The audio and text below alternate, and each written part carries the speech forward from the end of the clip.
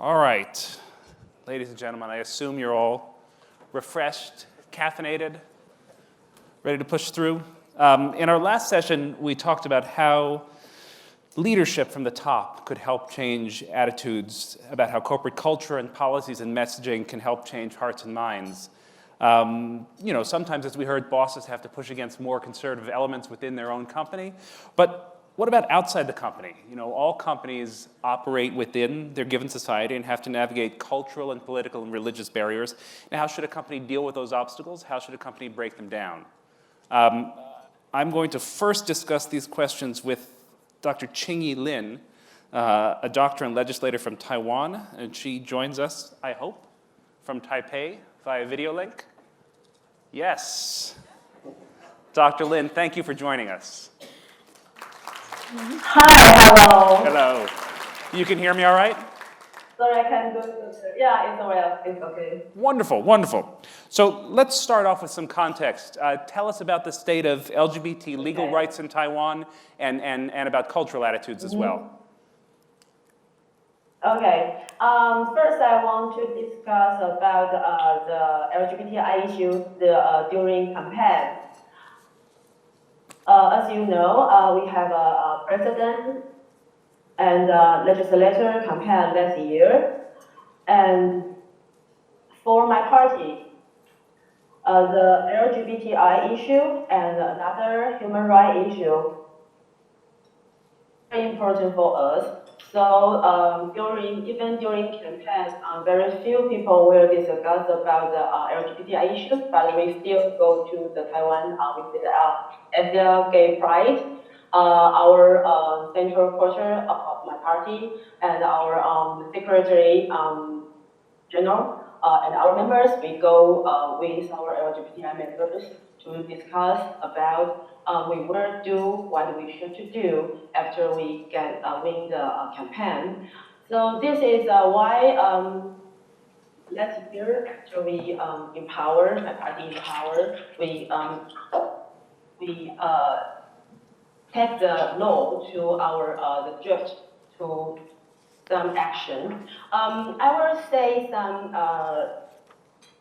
the past 10 years Taiwan we have the same-sex marriage law action. Actually, during 2007, this is the first time our legislature discussed about the same-sex marriage. But it's a special law for gay and lesbian.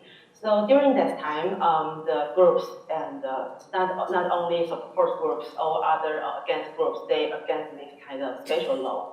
It is during 2007. And until 2012, my colleagues, legislators, she took another draft to know about marriage. So we want to change the law to that the same sex have the same power, the same right to get married.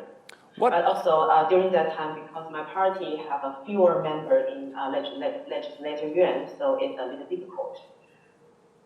And this year, after we empower and we got more members in legislative yuan, so we have take the draft to our judgment and lower organizations committee.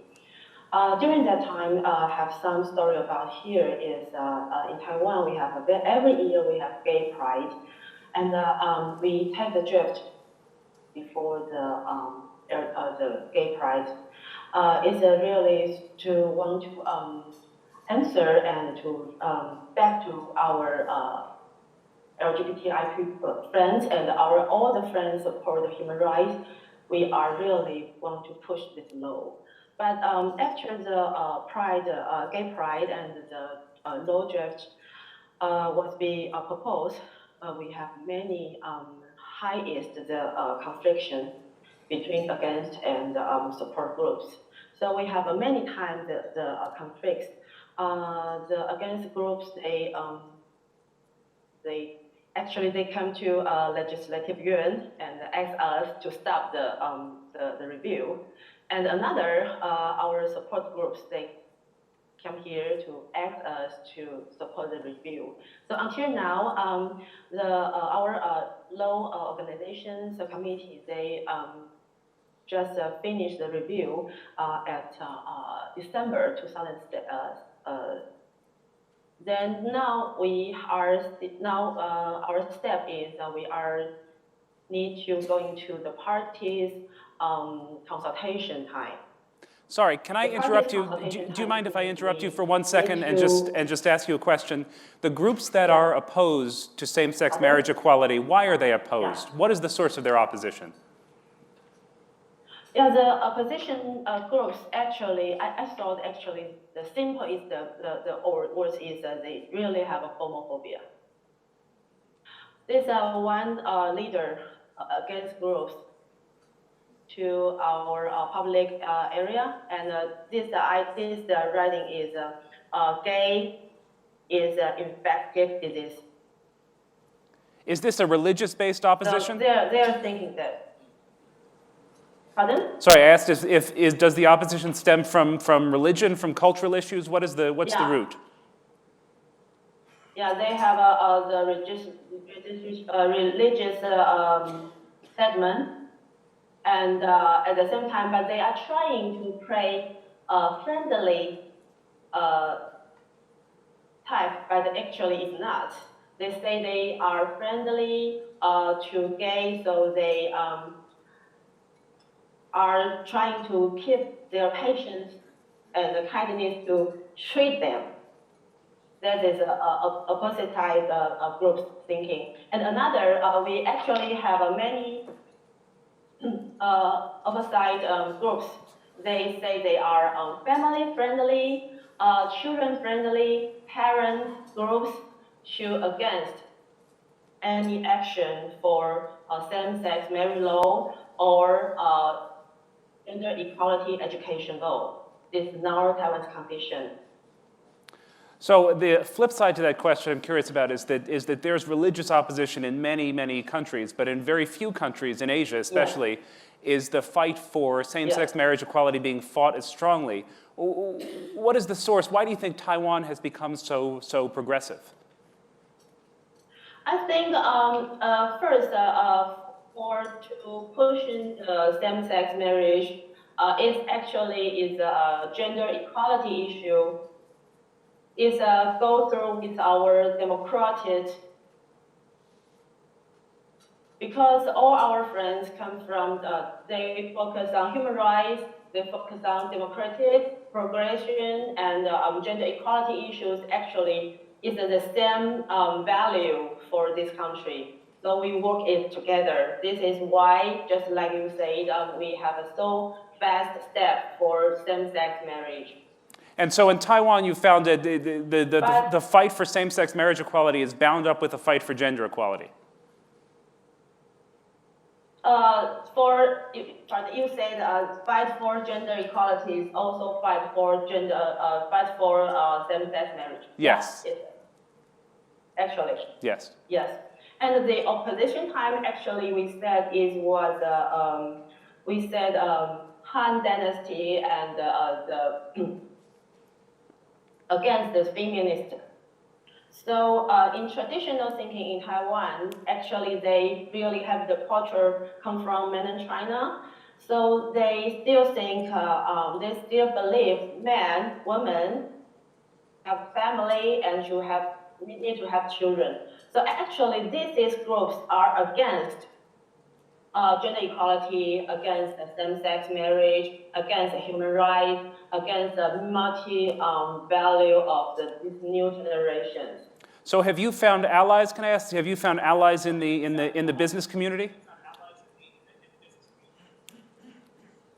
Have you found allies in the business community? Has the business community fought with you or against you? Where have they stood?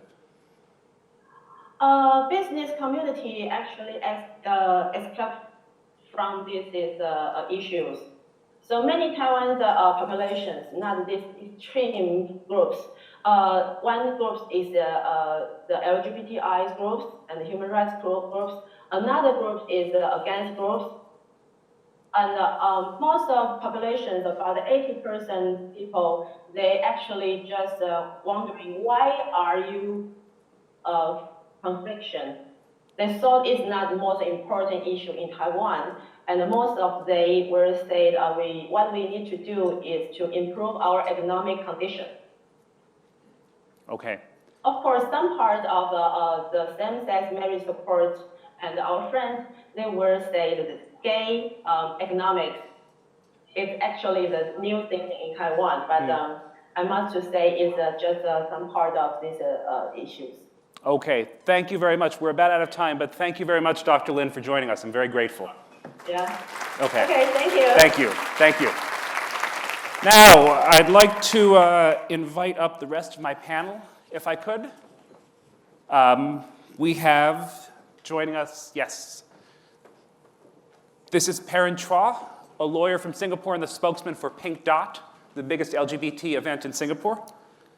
This is Pauline Ong, who is the executive pastor at the Free Community Church, which is an ecumenical Christian congregation and the only openly inclusive congregation in Singapore.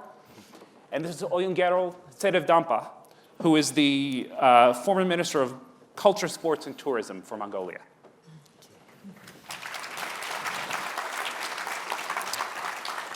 Now, Minister Tsedevdamba, I'd like to start with you, and I'd like to ask you a question. You were very open when you wrote to me before in saying that you yourself had LGBT prejudice and you overcame it. I wonder if you could talk a bit about that. Yes, I became a human rights activist after I grew up as a daughter of a communist ideological worker. During my student time and before my 26 years old, all I knew was a closed communist society, and we believed in communism. But when democracy started when I was 26, I joined the democratic movement just because I loved the word human rights. And in my family, there was lots of people who were repressed during communist time. So I actually became one of very active human rights activists in Mongolia since 1992. And in 2009, I was appointed as the first ever in Mongolia position as a human rights advisor to the president. When I worked there, I was approached by all kinds of communities and groups whose rights were violated, and one of the community that approached me was LGBT community in Mongolia. In 2009, after 17 years of working as human rights activist, I was still very much prejudiced against LGBT people, and I was kind of shocked. But my public office was to protect human rights, and then I realized that I actually excluded some humans out of the scope of human rights until now. So I was very embarrassed. I actually changed my prejudice just because I was so embarrassed that I was calling myself human rights activist till then. Now, how widespread is anti-LGBT prejudice in Mongolia? It's very quite... And what does it stem from? In 2009, when I was working there, the reason they approached me was that they wanted to register the first ever LGBT rights NGO, and the government didn't want to register it, and the Ministry of Justice on the National Registration Office were saying that we don't want to use the word LGBT into Mongolian legal rhetorics, that we don't want to register this organization because of the name. So actually it was my job to convince the administration, the government administration, to accept the word of LGBT, lesbian, gay, transgender, and bisexual, as just a normal word that can be registered for the rights organization. Actually, my letter, two pages letter, was firstly educational to me, because I used lots of resources to write that letter. Secondly, it was educational to the government branches that they, immediately, in 24 hours, they registered that organization, that they were denying their registration for 3 years before that. What was the argument you used that won them? Three arguments that they were rejecting to register the organization. Firstly, they rejected the words. All the words were foreign, they said. And secondly, the argument was that this organization will bring bad behavior role model for young generation, that they will pollute the young generation. The third argument they said was it's not Mongolian tradition to encourage these kind of people. So that were the three arguments, which was actually also the foundation of my prejudice. And I actually educated myself and read what are the other arguments. So I found out that in Mongolia there were millions and thousands of organizations that had foreign names, like Mongolia's biggest companies like MCS, there is nothing Mongolian in that MCS. and lots of companies had foreign names. So I argued that actually in Mongolia, the famous, most respectful companies and organizations, many of them had foreign names. Even Mongolian people have foreign names because we gave names on occasions. Like if somebody is born on October holiday, he can be named like October. So we have lots of foreign names. So that was the argument. Second argument I used is actually lots of things in Mongolian are not so traditional. We accepted democracy. We accepted lots of things that is not so traditional. So we accept the rights also. Actually, Universal Declaration of Human Rights itself is not so traditional to any country because it was all countries got together and adopted it in 1948. So I argued that way.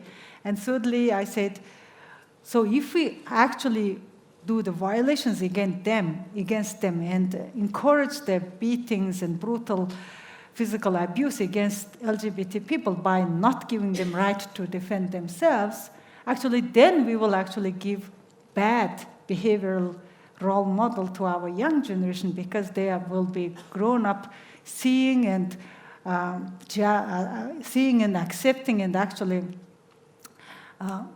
seeing the violence as a just normal thing. So actually seeing the equality as normal thing will give better behavioral role models. So the government was open to persuasion, to logical persuasion?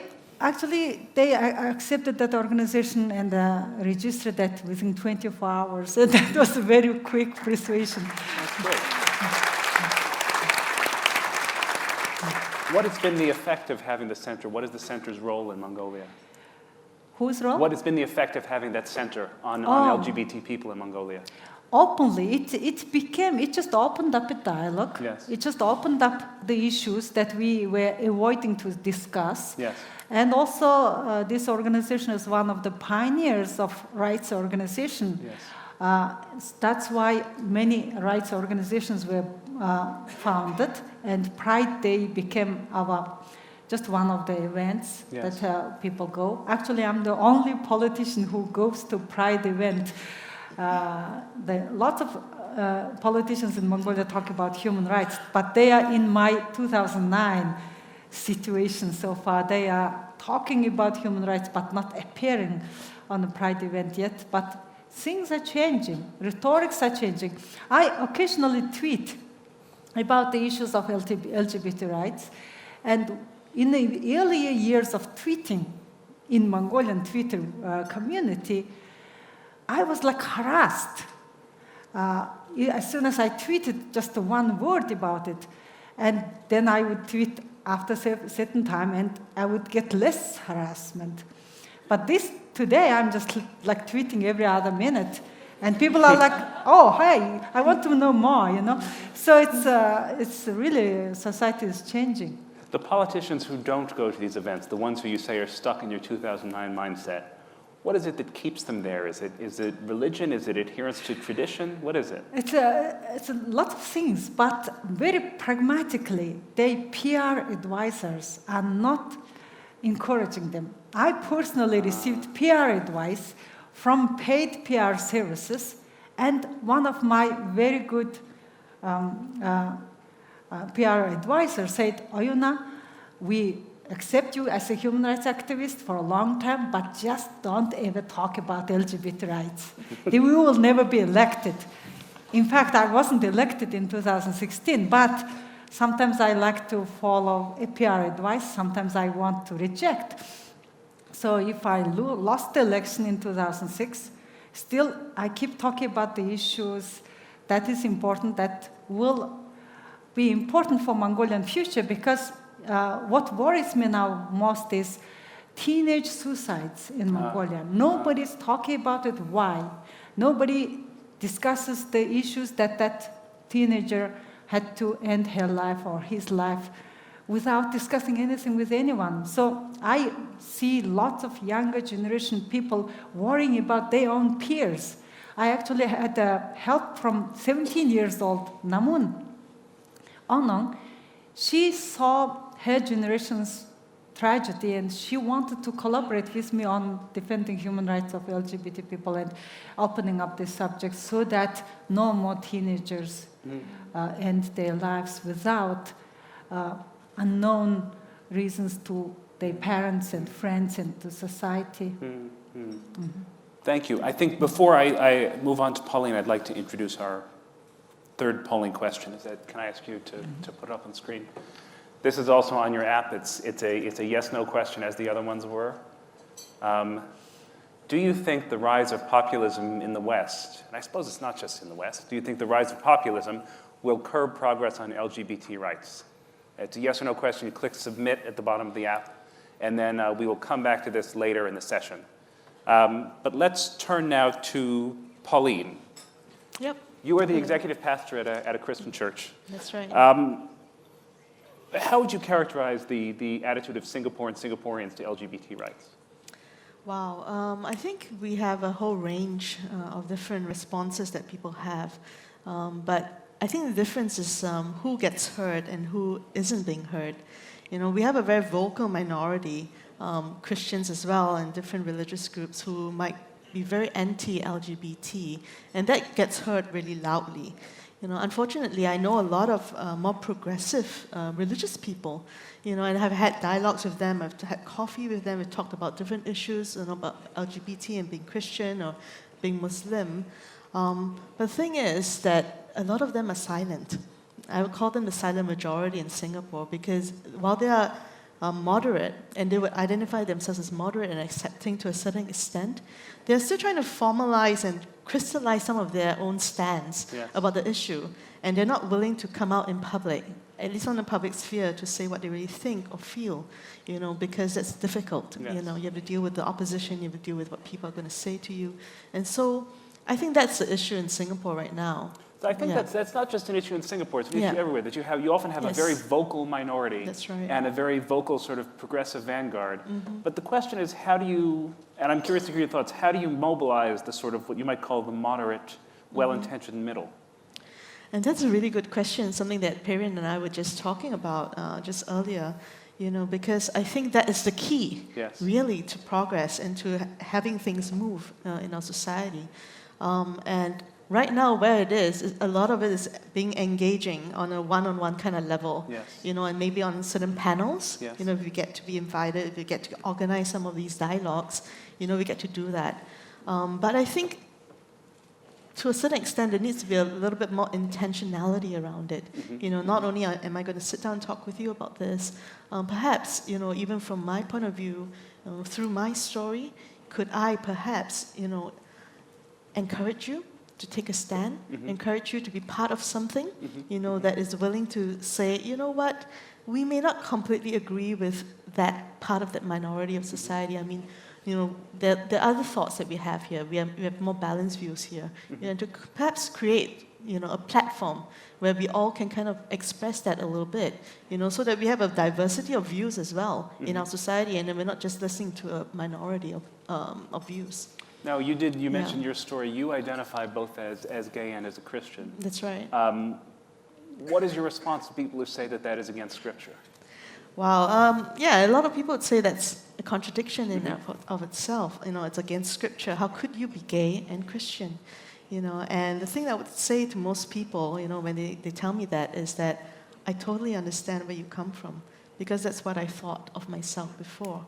You know, when I was growing up as a teenager, that was when I became a Christian. I started realizing and also discovering that perhaps I'm different from my peers. You know, so I was, you know, my sexuality and my spirituality was intersecting at about the same time. You know, and I realized that both were very important parts of who I was, things that I could not deny. of myself. And I thought that if these two couldn't coexist, and like what you said earlier, and thank you for that, about teenage suicides, if these two could not coexist, and it was a contradiction truly, then perhaps I could not exist, not authentically, not as a person. And so I understand when people say that, because they take very traditional views of scripture, or at least what they've thought, they've heard from the pulpit over the years. But over the years, on my own journey, I've explored scripture. I've gone to a very conservative seminary, by the way. But it was actually in seminary that I reconciled my theological views and my understanding of who God is. That God is so much bigger than our human minds could even begin to contain. And all these things that we say about being gay and Christian, a lot of it we have not explored in a deep way. Especially for a lot of the religious people, we repeat what we've heard rather than actually really doing the research, really going to read, really talking to people, understanding what their experience of God is as well. And I can tell you that where I am now, I used to think I was a contradiction, but I would say where I am now after many years of trying to figure this out is that what I have is a gift. That this intersection, that this is a gift. Yeah. How do you maintain that tone in the face of sort of vicious attacks on who you are? How do you maintain, keep responding to people with love and patience? How do you do that? Absolutely. Because I think at the heart of Christianity and any actually religious background that we may come from, at the heart of spirituality, is that God is love. And that if we truly embody who God is, if we truly embody what spiritual values is, that it is love that we carry with us, And so, in the face of opposition or perhaps ignorance, sometimes a lot of hurt because of what people say, I really believe that the only way that things can really progress is if we come back with a loving response, a fair response, of course, one that speaks our truth, but one that's always loving. Yeah, and that's important to me. And let's move away from the sort of religious sphere for a minute. As some of you in the audience may be aware, sex between men is still illegal in Singapore. Yes. 377A. That's right. Now the government doesn't enforce that law, but in effect, all gay men in Singapore are unindicted criminals, free at the government's pleasure. It's just true. It is. Have you taken a public stand to oppose it? Are there dangers in being a sort of being a fighter in the political sphere? Well, I think that's something that we are all working on together to think about how we can take a public stand on this. But what I can tell is a story, about how I've taken a stand on it, especially to people who have, spoken up about it. Quite a number of years ago, I had a group of Christian friends, and that was when the Singapore Parliament was debating about the 377A issue and whether to repeal it. And so we had different Christian groups and a couple of friends, and these were some friends that I had been close to for a long time ago, but I had not come out to yet. So there were a number that I've come out to, but a number that I have not. And so I got this email from them, and it was a group email, and they were saying, let's protest against the repeal of 377A. And they gave a whole argument about that. And at that moment I knew that I had to respond. I had to come out. I had to talk about my experience with them, because a lot of the languaging often, in this whole, sometimes this cultural debate is us versus them, right? And that was what I was really picking up, through what people were saying. And so the thing that I wrote back, and decided to reply all, so it goes to everyone who's in the list, and I shared that, you know what, when you say all these things, I am both us and them.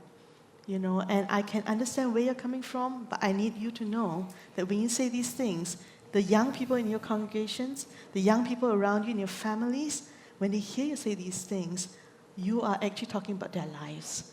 You're not actually talking about just your own views or your own convictions, your own beliefs. You're talking about their lives. And it has a significant impact on our lives, because you're telling us, and I may not be a gay man, but I stand with my LGBT community. You're basically telling us that we're criminals just because of who we love, and that is incredibly sad for me to think that in this day and time that we're still telling people that, and so I think it was really important to share that journey, and I shared this story because what happened was I hit send, And I was like, oh, I don't know what kind of like emails I'm going to get back from that, right?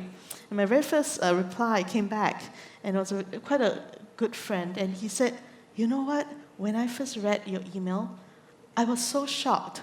I had to read it again, because he said it blew his mind to know that I was actually gay. Because he had seen me, he had served with me in ministry, he knows me as a friend, as a person, and I went against all his gay stereotypes, and that was what started to change things, to change the conversations.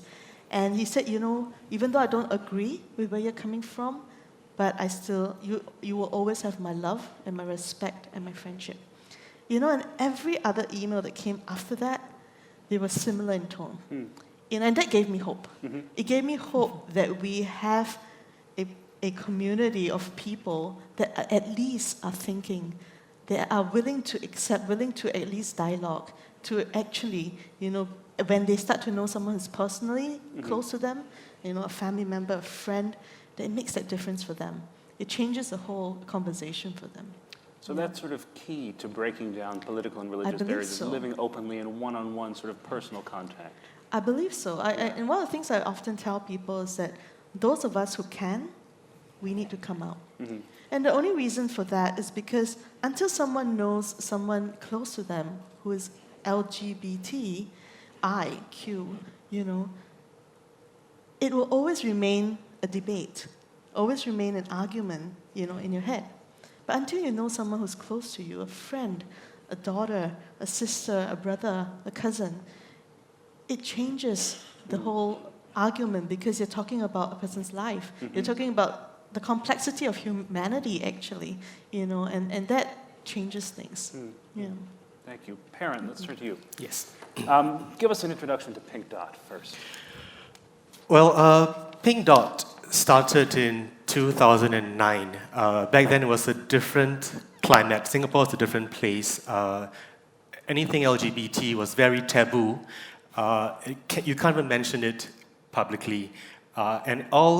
There was a little gay movement, but it was all very underground, and every gay event was ticketed and indoors and in clubs. So, background to Singapore again. I think besides 377A, we also have a law against free speech. We have a Public Order Act where anyone that wants to rally or have a public assembly or to promote a cause, you need a license. And you're not going to get a license for anything LGBT. And then in 2009, we have a space called Speaker's Corner. Before 2009, to use that space, you need to get a permit to use that space. So that space is not used because no one's going to ask for permission to protest.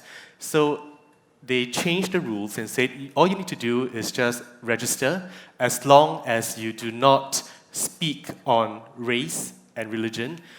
Big taboo topics in Singapore, you can talk about anything, but even in our only space for free speech, we cannot talk about race or religion. You can use that space. So we decided to start this thing called PinkDot. We knew at the time that people are not open they don't dare to come out in public, and Singaporeans are a weird bunch. We don't march back then. We don't protest. We don't do anything uncomfortable. And so we like, okay, so, and it's only a park, so we know we can't really march. So say, okay, so what do? Let's form a pink, get people to wear pink and form a human dot. And this dot will represent society's acceptance of LGBT citizens. And hopefully as the dot grows bigger and bigger and bigger, then you can signify that society is more accepting. Therefore, showing the authorities that we are not as conservative as we are made out to be. So the idea of PinkDot really was to bespoke tailor to the weird psyche of Singaporeans.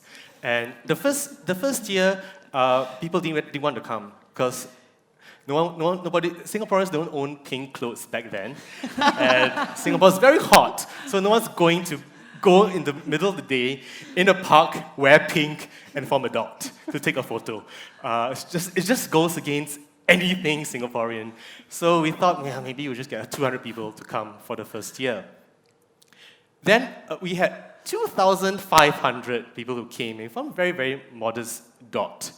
And the dot grew and grew, and at last count, it was 28,000, which shows that, and I hope that it has made LGBT more open and less of a taboo topic. So that is how it started. The main aim of PinkDot is to change hearts and minds of Singaporeans so that society can evolve. And we believe that when society evolves,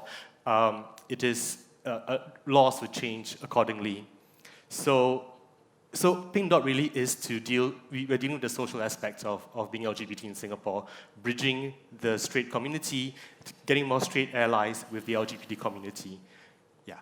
And the response from the business community has been quite positive. What about from the government? So the government has always maintained that they're not anti-gay and that they value all their LGBT citizens, or they value all citizens, including LGBT citizens. They're more afraid of relaxing the rules of public assembly, I think, and they are very mindful that because they see LGBT issues as an issue of public controversy, and we have had lots of opposition. In 2014, so the religious Christian, conservative Christian groups have always been opposing us, and they've been making noise all the time, but it has been, it's just been there, and it's always going to be there. Nothing going to change. In 2014, the conservative Muslim right joined the Christian rights to go against LGBT, go against PinkDot. So you're making allies. Yeah, your fortunate alliance is on the other yes, side. Yes, the Christians and the Muslims have for once agreed on something, and it's all against gay rights. And that was the year where we have received unprecedented media coverage. Before that, we had to beg for a press space in newspapers, because we have MDA, our media guidelines prohibits and bans all portrayals of LGBT that are neutral or positive or glamorizes what they call, it's in the guidelines, the homosexual lifestyle. So, so editors have to talk about PinkDot without talking about the cause. So, initially our first media coverage was about PinkDot gets biggest turnout in Speaker's Corner, and that happened for the first 2 years. And then when Google came to be a PinkDot sponsor, then they talked about how Google and the first corporate sponsors that sponsoring something so taboo. So we got media coverage, and then it began to die down. And then the Wear White campaign, the anti-PinkDot campaign came about, and every day we had media coverage, and people knew about us, and we got more numbers that came at the end of the day. And last year we had 18 corporate sponsors, 13 or 14 of which are big MNCs, Google, Facebook, Microsoft, we got banks, Goldman Sachs, JP Morgan, Barclays, and everything. Then last November, the government did a new rule saying that companies that are not Singapore-owned cannot sponsor or cannot help to organize events in Speaker's Corner. And they see sponsorship as helping to organize. So, which means that we have lost all our MNC sponsors. Wow. They all can come in this year because of the new rules. But it's forcing us to change course. So we are approaching a lot of local companies, local SMEs that are run and opened by younger people that will contribute to this. And we are launching the campaign officially on Sunday, but pre-launch we have quite encouraging response. That's great. And I think at the end of the day, a lot of them felt that this wasn't their fight, because the gays they are covered by the likes of Google, Microsoft, Facebook.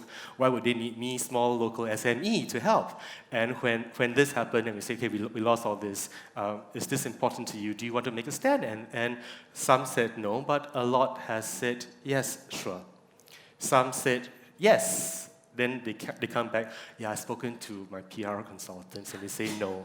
So, it takes all sorts, but I think it changes, it is forcing us to change the course of PinkDot. Mm-hmm. And I think if we are successful this year, we can say that PinkDot was an event organized by Singaporeans, mm-hmm. for Singaporeans, and wholly supported by Singaporeans and Singaporean companies. So that's how we navigate towards political barriers. On that very hopeful note, I'd like to open the floor for questions. Let's begin. Can we put the polling result up there? Mm-hmm. Do you think the rise of populism in the West will curb progress on LGBT rights? In the room, 65% said yes and 35% said no. It's 109 submissions, and let's see the social media results.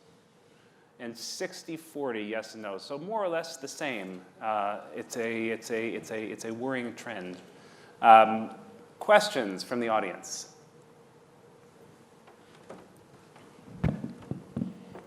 Let's see. Yes, I'm sorry, right there. I can't see anyone. Hi, this is a message for a question. Sorry, for Oyungerel Tsedevdamba.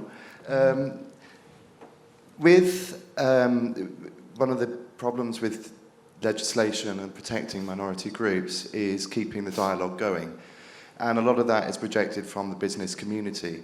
In Ulaanbaatar, Mongolia, it's a very fast developing country with Western or foreign businesses moving in.